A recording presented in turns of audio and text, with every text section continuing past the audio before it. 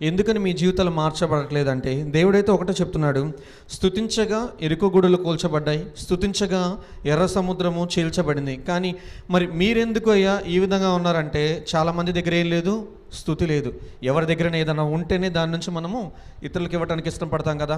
ఒకవేళ మీ దగ్గర ₹1,00,00,000 ఉందంటే, మీరు దానం చేయగలిగినటువంటి స్థితిలో ఉంటే, ఎవరైనా ఒక ₹1,000 అప్పు ఉందని వచ్చినప్పుడు మీరేం చేస్తారు? మీ దగ్గర ఉన్నది కాబట్టి ఉన్న దాంట్లోండి కొంత ఇతరులకు సహాయపడాలని చూస్తారు. అదేవిధంగా ఈ దినమున స్తుతితో నింపబడకుండా నీవు ఉన్నావేమో ఒక్కసారి దేవుణ్ణి అడుగుతావా?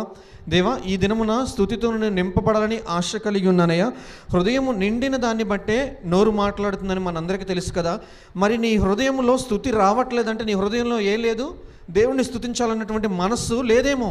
దేవుణ్ణి ఈ ఒక్కరోజే దేవుని సన్నిధికి వచ్చి 2 గంటలు ఉండి వెళ్ళిపోతున్నావేమో. దేవుడు అందుకని చెప్తున్నాడు, హృదయము నీవు దేనితో నింపుకుంటావో దానిలో ఉండి నీకు ఏదైనా చేయగలవు. నీ దగ్గర